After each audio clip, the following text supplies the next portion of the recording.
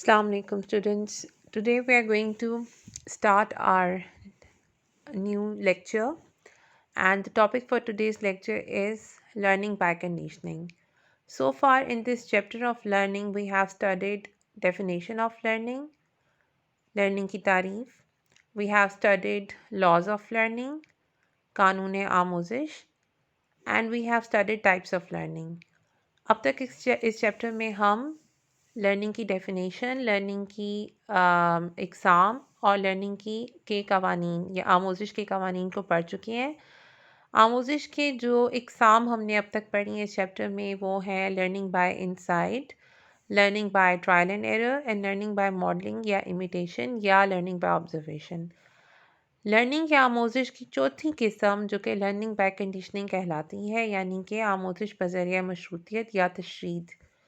आज हम learning by conditioning को डिटेल में स्टडी करेंगे। आमोजिश बज़रिया मशरूतियत, मशरूतियत या तशरीद या कंडीशनिंग, कंडीशन या शर्त से ये लफ्ज़ निकला है। मशरूत दो चीज़ों का आपस में ताल्लुक़ या एसोसिएशन कायम करना, इसको लर्निंग बाय एसोसिएशन भी कहते हैं। मशरूतियत यानी कि शर्त से मुराद ये है कि एक की मौजूदगी में वो रद्द अमल पैदा होना, वही रद्द अमल जो कि दूसरे किसी मुहीज की मौजूदगी में भी सेम रद्द अमल का सामने आना। अब हम डिटेल में देखते हैं कि लर्निंग बाय कंडीशनिंग क्या है। हमारे जो इनिशियल रिस्पॉन्सेज या रिएक्शंस होते हैं या सिंपल रिएक्शंस होते हैं वो बहुत ज़्यादा हमारी ज़िंदगी में रोज़मर्रा हम लर्न करते हैं मशरूतियत के ज़रिए या कंडीशन करके ही हम अपने रद्द अमाल पेश करते हैं। स्पेशली जब एक न्यू बॉर्न यानी एक नौमौलूद बच्चा जब अपने इब्तदाई रद्द अमाल जो सीखता है वो मशरूतियत के ज़रिए ही सीखता है। जो बुनियादी नज़रिया है वो ये है कि मुख्तलिफ़ मुहीजात उसिया में मुख्तलिफ़ रद्द अमाल पैदा करते हैं और इन रद्द अमाल को जज़ा और सज़ा के ज़रिए मजबूत या कमज़ोर करने के लिए उन पर असरअंदाज हुआ जा सकता है। यानी कि हमारे माहौल में मौजूद मुख्तलिफ़ मुहीजात या स्टिमुलस हमारे अंदर रिस्पॉन्सेस या रिएक्शंस या रद्द अमाल को प्रोवोक करते हैं या स्टिमुलेट करते हैं और हमारा जो रद्द अमल है उसका इन्हसार इस चीज़ पर है कि उसके कॉन्सिक्वेंसेस क्या होंगे। यानी कि अगर तो हमारे रिएक्शन और रद्द अमल के नतीजे में हमें सज़ा मिलती है या जज़ा मिलती है, सज़ा की सूरत में रद्द अमल के दोहराए जाने के इम्कानात कम होंगे और जज़ा या किसी रिवॉर्ड की सूरत में उस रद्द अमल के दोहराए जाने के इम्कानात या चांसेस ज़्यादा होंगे। आमोजिश बज़रिया मशरूतियत दो तरह से होती है, यानी कि लर्निंग बाय कंडीशनिंग की भी मज़ीद दो इक़साम है। वो कौन सी दो इक़साम हैं? क्लासिकल मशरूतियत और आमलाना मशरूतियत, classical conditioning and operant conditioning. तो आज के लेक्चर में हम इन दो इक़साम को देखते हैं, स्टडी करते हैं। सबसे पहले क्लासिकल कंडीशनिंग की बात करते हैं। क्लासिकल मशरूतियत या क्लासिकल कंडीशनिंग की बुनियाद पेवलव ने रखी, या यूँ कह सकते हैं कि क्लासिकल कंडीशनिंग में सबसे अहम तजर्बात पेवलव ने किए। पेवलव एक रूसी फिजियोलॉजिस्ट था जो कि बेसिकली डॉग्स यानी कुत्तों के निज़ाम इंहज़ाम डाइजेस्टिव सिस्टम पर उसने काफ़ी रिसर्चेस और तहकीकात की और 1904 में उसे नोबेल प्राइज़ भी मिला। लेकिन ज़्यादा शोहरत पेवलव को अपने आमोजिश के तरीक़ों पर की जाने वाली तहकीकात की वजह से मिली।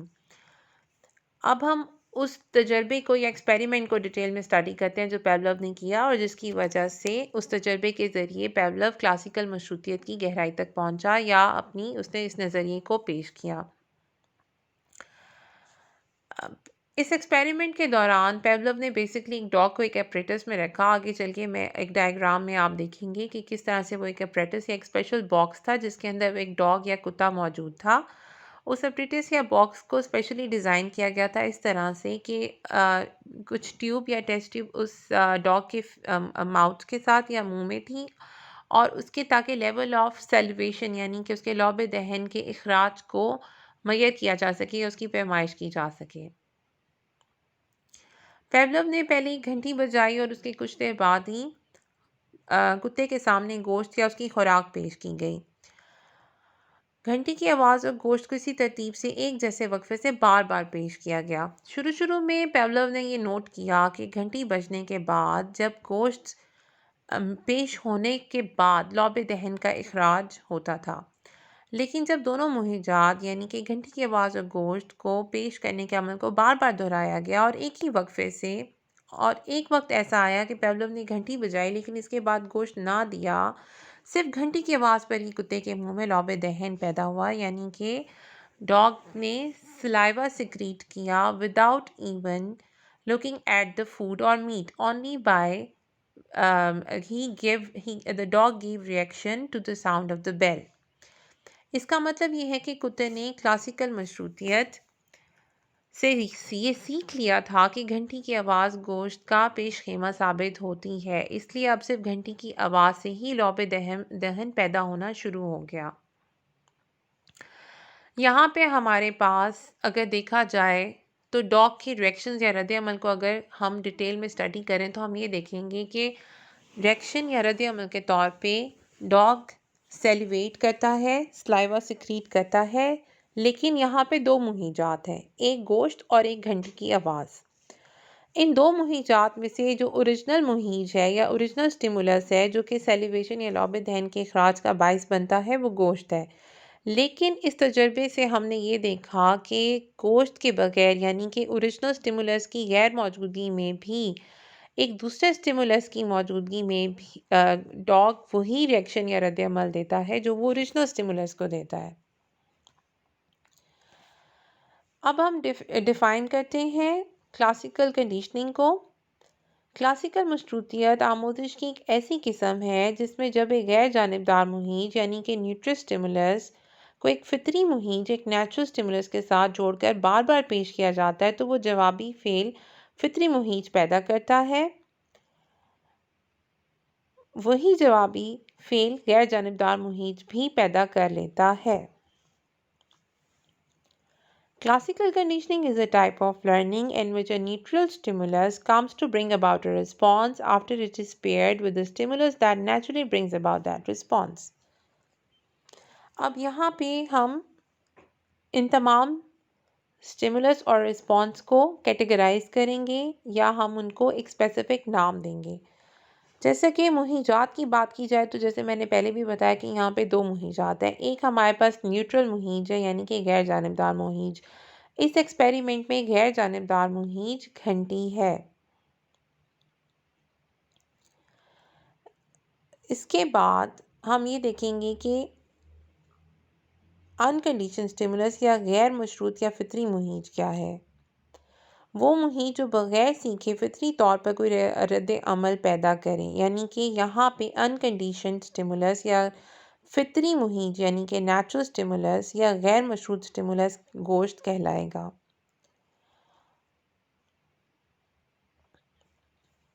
اب اگر ہم کنڈیشن سٹیمولس کی بات کریں تو مشروط یا غیر فطری مہیج یعنی کہ گھنٹی کی آواز غیر جانبدار مہیج کہلائے گی۔ تو یہ سٹیمولس کو ہم کنڈیشنڈ اور انکنڈیشن سٹیمولس کا نام دیتے ہیں، یعنی کہ مشروط اور غیر مشروط مہیج کا نام دیتے ہیں۔ جو رسپانس رد عمل جس کے لیے کسی تربیت کی ضرورت نہیں، یعنی کہ جو غیر مشروط ہو، کنڈیشننگ کے بغیر، کسی مشروطیت کے بغیر ہی جو رد عمل سامنے آئے، وہ انکنڈیشن سٹیمولس کہلائے گا، اور اس کیس میں گوشت کو دیکھ کر کتے کے منہ سے لعاب آ جانا انکنڈیشنڈ یا غیر مشروط رد عمل ہے۔ جبکہ کنڈیشن رسپانس کیا ہے؟ جو کنڈیشن سٹیمولس یعنی کہ گھنٹی کی آواز، اس تجربے میں گھنٹی کی آواز چونکہ مشروط مہیج ہے یعنی کہ غیر فطری مہیج ہے، تو گھنٹی کی آواز پہ کتے کا رد عمل بھی مشروط یا غیر فطری رد عمل کہلائے گا۔ اب ہم اس ایکویشن میں اگر آپ اس کو غور سے دیکھیں کہ before conditioning, during conditioning and after conditioning, یہ جو ایکویشن بنائی گئی ہے یہ بہت ایزیلی ہمارے ایکسپیریمنٹ کو ایکسپلین کرتی ہے، اور بڑے کلیئرلی ہم یہاں پہ دیکھ سکتے ہیں کہ بیفور کنڈیشننگ گھنٹی کی آواز پہ کوئی رد عمل نہیں آ رہا، یعنی کہ کوئی رسپانس نہیں ہے، اسی لیے ایٹ دیٹ ٹائم یعنی کہ بیفور کنڈیشننگ گھنٹی کی آواز ایک غیر جانبدار یا نیوٹرل اسٹیمولس ہے۔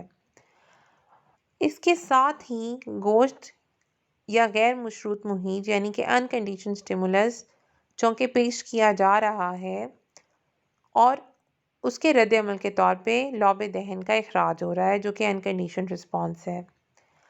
اب مشروطیت کے دوران ڈیورنگ کنڈیشننگ گھنٹی کی آواز اور گوشت کو ایک خاص وقفے سے، ایک خاص دورانیے سے اور بار بار کنزیکٹیولی ریپیٹڈلی جو ہے یہ دونوں مہیجات کو کتے کے سامنے پیش کیا جا رہا ہے اور اس کے رد عمل کے طور پہ لعاب دہن کا اخراج ہو رہا ہے، اور اس وقت بھی یہ لعاب دہن کا اخراج یا یہ غیر مشروط رد عمل یعنی کہ انکنڈیشن اسٹیمولس ہی کہلائے گا۔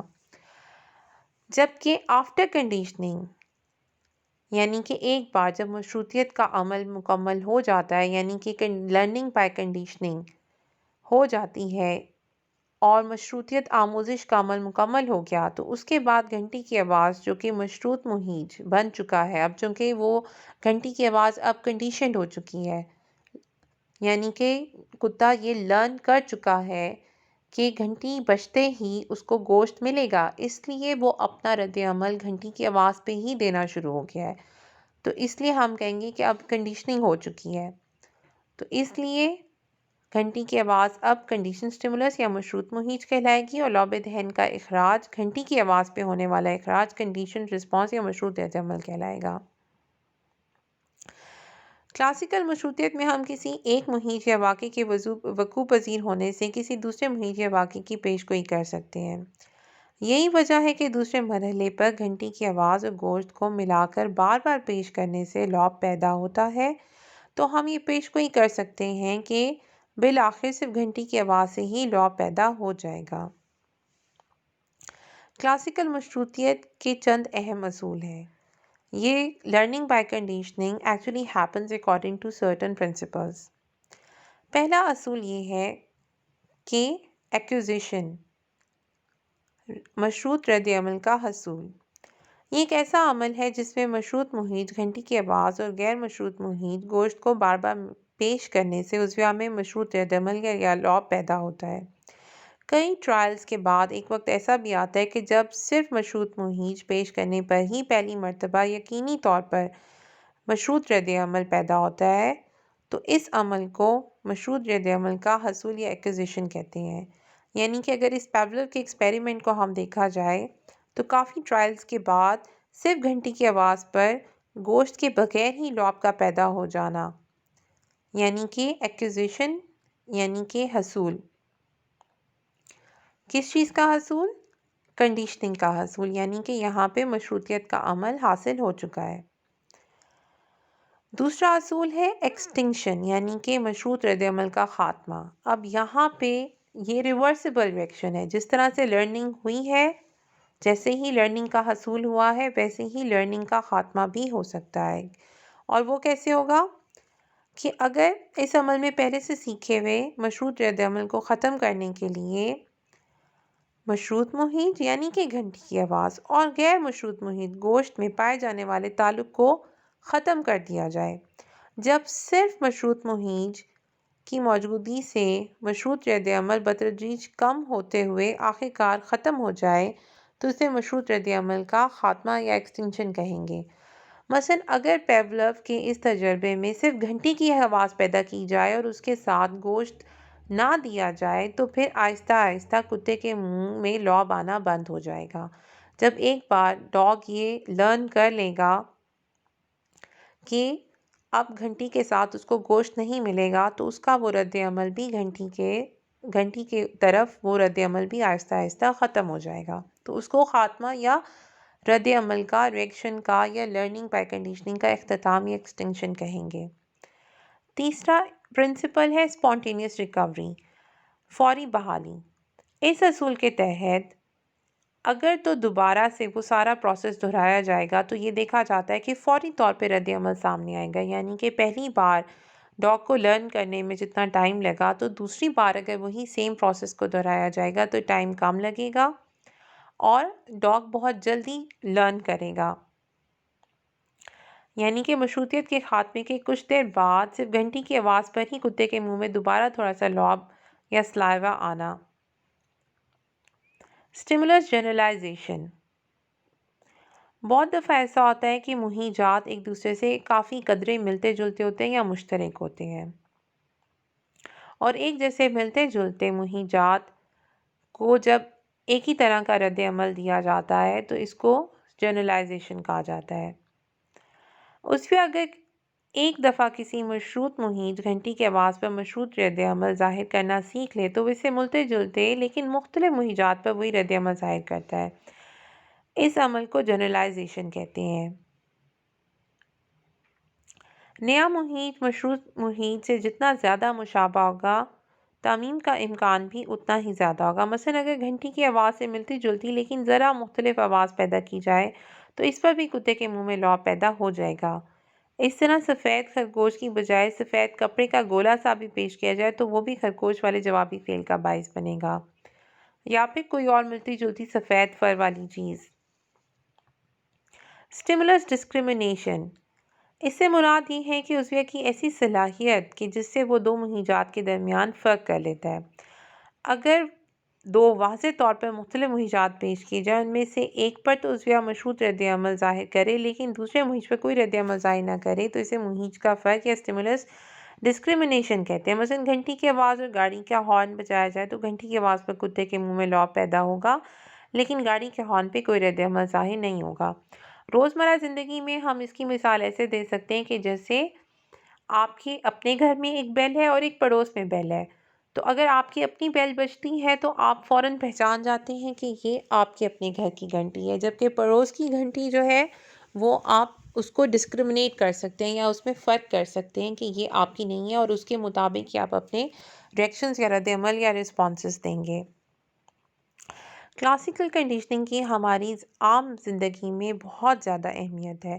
ایسی بہت سی مثالیں دی جا سکتی ہیں روزمرہ زندگی میں، ہماری ڈیلی لائف میں، جہاں پر ہم every day we give responses according to this principle of classical conditioning۔ یہاں پہ بہت سی مثالیں مینشن ہیں، جیسے کہ مثلا اگر کسی ہوٹل میں آپ نے چند مرتبہ مزیدار کھانا کھایا ہو تو آپ آئندہ جب بھی اس ہوٹل کے سامنے سے گزریں گے تو آپ کے منہ میں پانی آئے گا اور آپ کو بھوک محسوس ہوگی۔ یہ صرف ہوٹل اور مزیدار کھانوں کے تعلق کی ایسوسیشن کی وجہ سے بھوک پیدا ہوتی ہے۔ ہمارے مختلف جانوروں مثلا کتوں، چوہوں، چھپکلیوں اور دیگر کیڑے مکوڑوں کے خوف بھی اسی طریقے آموزش کا نتیجہ ہوتے ہیں۔ یہاں پہ ہمارے پاس واٹسن کا ایک ایکسپیریمنٹ موجود ہے۔ واٹسن نے ایک بہت ہی انٹرسٹنگ ایکسپیریمنٹ کیا۔ ایک چھوٹا 11 ماہ کا بچہ ایلبرٹ، اس نے ایک تجربہ کیا۔ اس تجربے میں شور یعنی کہ ایک غیر مشروط محیط کی مدد سے خوف کا رد عمل پیدا کیا گیا۔ تجربہ کچھ یوں ہے کہ جو ہی بچہ سفید رنگ کا چوہا دیکھتا تھا تو اسی لمحے فوراً ایک شور پیدا کیا جاتا تھا، اور اس طرح چوہے شور کو ملا کر چند مرتبہ پیش کرنے سے بچہ سفید رنگ کے چوہے سے خوف کھانے لگا، اور جو ہی اسے دیکھتا تھا زور زور سے چلانا شروع کر دیتا تھا۔ اب چوہا ایک مشروط محیط بن گیا جس سے مشروط رد عمل یعنی خوف پیدا ہوتا تھا۔ اس مشروطیت کے اثرات صرف سفید چوہے تک ہی محدود نہ رہے بلکہ بچہ ہر سفید رنگ کی چیز سے ڈرنے لگا، مثلا سفید خرگوش یا سفید فر والے کوٹ کو دیکھ کر بھی خوف زدہ ہو جاتا تھا۔ کلاسیکل مشروطیت کے ذریعے آموزش کا عمل دور بلوغت میں بھی واقع ہوتا ہے۔ مثلا آپ ماضی کے تقلیدی تجربات کی وجہ سے ڈینٹسٹ کے پاس علاج کرنے کے لیے جانے سے انکار کر دیتے ہیں، اور اسی طرح زندگی کے بعض تجربات اتنے شدید نوعیت کے ہوتے ہیں کہ ان کے ایک ہی دفعہ واقع ہونے کے اثرات ساری زندگی قائم رہتے ہیں۔ مثلا ماضی میں کسی خاص رنگ کی گاڑی میں کوئی حادثہ پیش آیا ہو تو ساری زندگی اس رنگ کی گاڑی میں سفر کرنے سے انسان گریز کرتا ہے۔ ایسی اور بہت سی مثالیں ہیں، تو آپ بھی ایسی کچھ ایگزامپلس شیئر کر سکتے ہیں کامنٹس میں، جو آپ کو آپ کے ذہن میں اس وقت آ رہی ہوں، جو آپ کو لگتا ہو کہ آپ کی ڈیلی لائف میں جہاں یہ لرننگ کا پروسیس ہو، جہاں پہ مختلف مہیجات یا اسٹیمولس آپس میں ایسوسیٹ ہوئے ہوں اور ہماری ریئیکشنز اور رد عمل یا رسپانسز ہمارے ڈٹرمن ہوئے ہوں کلاسیکل کنڈیشننگ سے۔ Now this is our definition of classical conditioning for the students who are attempting a psychology in English. Classical conditioning is a form of learning whereby a conditioned stimulus becomes associated with an unrelated, unconditioned stimulus in order to produce a behavioral response known as a conditioned response. You can take screenshot of this definition. Now this is the diagram in which you can see the dog with which Pavlov performed the experiment. So basically this is the complete photographic demonstration of Pavlov's experiment. As you can see the apparatus in the way the saliva coming out of the dog's mouth is measured in an apparatus or in a tube. So there is a device which counts the drops of saliva, and there is an attached revolving drum for recording responses. As we can see that there is an observation screen and a tube for collection of saliva as well, and a container of meat powder.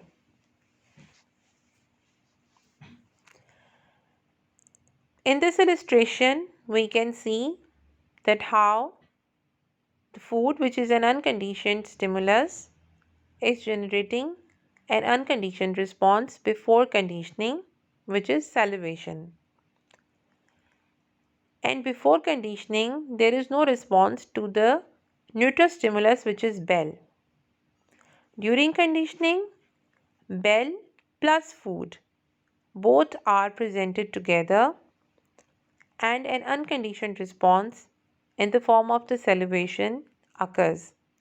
While after conditioning, a conditioned response in the form of salivation occurs in response to the conditioned stimulus, which is bell.